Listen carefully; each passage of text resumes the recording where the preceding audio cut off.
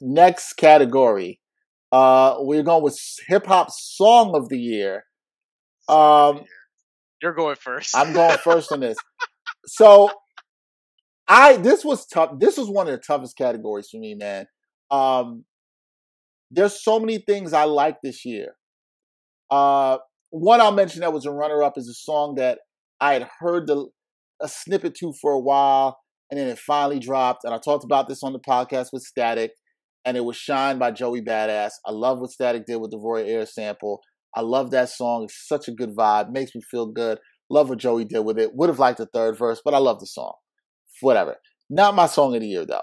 Other contenders where we mentioned this song in Verse of the Year, Something to Rap About with Freddie Gibbs and Tyler, the Creator. I love the production by Alchemist on that song. Freddie's good on it. Tyler really impressed me with his verse on there. I thought it was good. Sky Zoo, Sing Comfortably. Also one of my favorite songs of the year. Just really like that. Talking about just paying homage to artists and giving people their flowers before they're gone. I thought that song was really dope. But the song of the year, when I thought about it, sometimes the song, and Bryan and I had this conversation off this podcast, in just one of our discussions about the show and what we think with hip hop and coming to these ideas of how we select these songs. And we were not debating, we were just discussing whether you kind of go with what you think is necessarily the best song or the song that has like either the most impact or matters the most to you this year. And there's all different ways you can go about it depending on the year. For me this year, I could argue that some of the songs I mentioned before are actually better songs than this song that I'm going to mention. But I thought this song is a song that meant the most to me. It's about when it dropped in the year. It dropped in the middle of the summer. And it was the lead single off of an album. And if you're black, you just gotta love it. And that's Ultra Black Nas. Is my song of the year. You did not see that coming. You didn't see that coming. I did not see that coming at all. And by the way, yes. I'm surprised that this song hasn't gotten more consideration in this vein. Like this should be in a Grammy nomination for Best Rap Performance. I think it's a great rap performance. I think it's a song that it felt great. It was at the time. It was kind of right when all the protests following George Floyd and Breonna Taylor was not really dying down, but sort of at its peak or so. And this song came out and just feeling all the energy that and everything going from the year and riding around or walking around with it. It just made you feel good. And if you're black, yeah, it's going to hit you differently. I felt black and proud as I always am. Don't get that twisted. But the whole ultra black concept was just fantastic.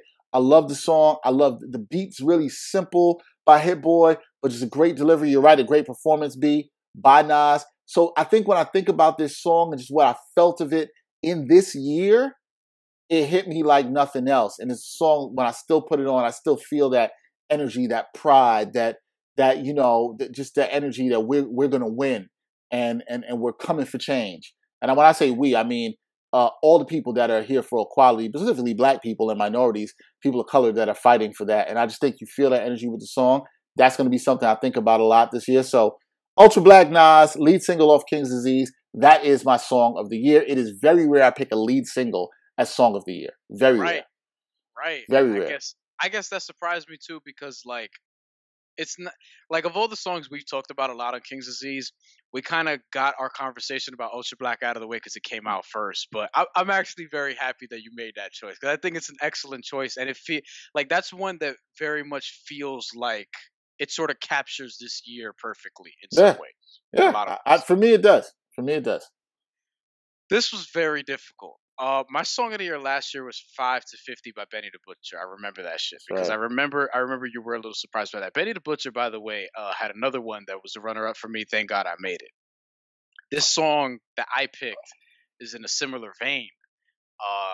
And it's actually like, I'm a sucker for the lengthy, introspective, pour your heart out sort of record. That's 6-7 minutes long. Joe Budden was like a master at this at one point of his career, right?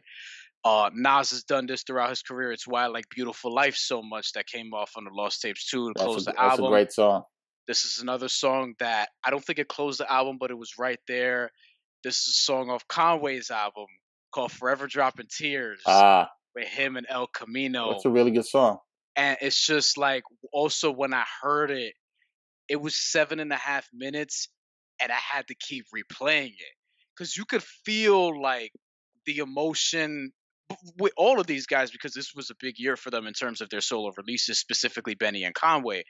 But like you can sort of feel it at certain points of their album. With Benny the Butcher on Thank God I Made It, on even Legend and some of the things he was talking about. But with Conway, Forever Dropping Tears, on Front Lines, on the song he did with Deja Loaf, the name is escaping me right now.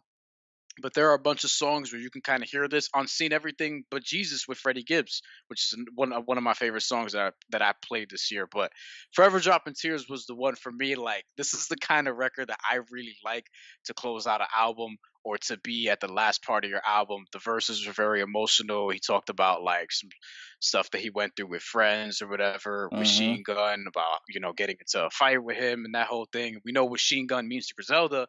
They shot him out all the time, and he was there for them at the beginning, and he's no longer here and stuff. So that one, just in terms of meaning, I had a lot of runner-ups. Like, I had Boldy James, Run-Ins. I had a couple joints off the Nas album, The Cure, which we just mentioned, and 10 Points, which is a song that I really like a lot.